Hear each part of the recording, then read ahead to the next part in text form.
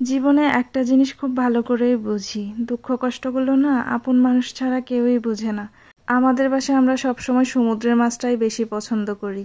তো আজকে যা যা মাছ আনা হয়েছে সবগুলো সমুদ্রের মাছ আর ছোট মাছ। নর্মালি অন্যান্য সময় বড় মাছ আনলে কাটায় আনা হয় বাজার থেকে। এইবার তো সবগুলো ছোট মাছ আমার থেকে একা কাটতে হবে, তাই ছোট বোনকে জানাইলাম। ছোট বোন জানার পরে আর দেরি করে নাই, দৌড়ে চলে আসছে আমাকে হেল্প করার জন্য। প্রায় সময় আমার যে কোনো ভারী কাজে আমি ছোট বোনদেরকে পাশে পাই। ওদেরও যে কোনো সুবিধা অসুবিধা যাই হোক না কেন সব সময় আমাকে পাশে পায়, আমিও ওদের পাশে পাই। আমরা সব সময় এইভাবে একে অপরের পাশে থাকি। বোন থাকলে এই সুবিধাই একটাই। যাই হোক, দুই বোন কথা বলতে বলতে মাছ কেটে ফেললাম। ওরে বলছি যে থেকে যাও, আজকে খাওয়া দাওয়া করে তারপর যাইও না। ও ওর বাসায় চলে যাচ্ছে, তাই আমি যাওয়ার সময় কিছু মাছ ওরে দিয়ে দিছি। ও গিয়ে যাতে রান্না করতে পারে, ওর আর কাটা ধোয়া লাগবে না, আমি একদম পরিষ্কার করে ওরে দিয়ে দিচ্ছি আর কি। আমার কাছে আমার সবচেয়ে শান্তির জায়গা হয়েছে আমার বোনগুলা। বোন থাকারই একটাই সুবিধা, বোন ছাড়া বোনের কষ্ট আসলে কেউই বুঝে না।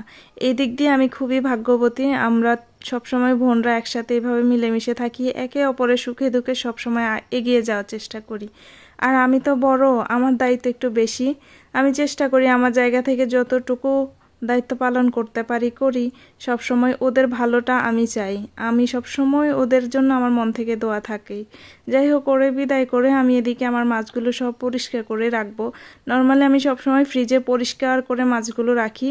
পরবর্তীতে আমাকে আর তেমন বেশি পরিষ্কার করতে হয় না, ফ্রিজ থেকে নামিয়ে লবণ দিয়ে ধুয়ে তারপরে রান্না করতে পারি। এভাবে পরিষ্কার করে একসাথে সব কিছু যদি ঠিকঠাক করে গুছাইয়ে রাখি, পরবর্তীতে রান্না করতে আমার খুবই সুবিধা হয়। এখন আমি সব কিছু এভাবে করে ধুয়ে নিছি। কষ্ট একবারেই করছি, দ্বিতীয়বার রান্না করতে গেলে আমার আর তেমন একটা কষ্ট হবে না।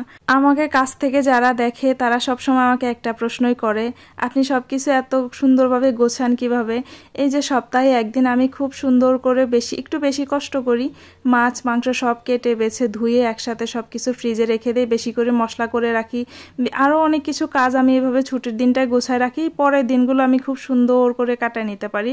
আমার ঘরের কাজে তেমন একটা প্যারা হয় না, কারণ সবকিছু তো রেডি থাকে। রান্না করতে আর কতটুকু টাইম লাগে, অল্প একটু টাইম হলে রান্না হয়ে যায়। এত কিছু আমি ছুটির দিনে গুছায় রেখেও মাঝে মাঝে মনে হয় যে এত কাজ আমি কিভাবে সামলাবো। যেমন ধরেন, আমি ঘরে রান্না বান্না তাড়াহুড়ো করে শেষ করে বাচ্চাকে খাইয়ে ঘর গুছাইয়ে তারপরে হচ্ছে আমার অন্য কাজ থাকে। কম বেশি সবাই জানেন আমি ছোট্টখাট্ট একটা ফ্রিল্যান্সার। আমি এখনো কাজ শিখতেছি, পুরোপুরি কাজ আমি এখনো পারি না, এখনো আমি শিখতেছি। আমি ওয়েবসাইট তৈরি করি, আর এই ওয়েবসাইট তৈরি করা কোডিং করা যে এত কঠিন লাগে আমার কাছে, কিন্তু তারপরেও আমি সময় ব্যয় করতেছি, শিখতেছি। কোনো একদিন হয়তো ভালো কিছু করতে পারবো, এখনও শিখতেছি, আমার ভালো লাগে এটা করতে। যাই হোক, এভাবে আমার দিনকাল কাটে। ভালো থাকেন, ভুল ত্রুটি ক্ষমা দৃষ্টিতে দেখেন। আল্লাহ হাফেজ সবাইকে, আসসালামু আলাইকুম।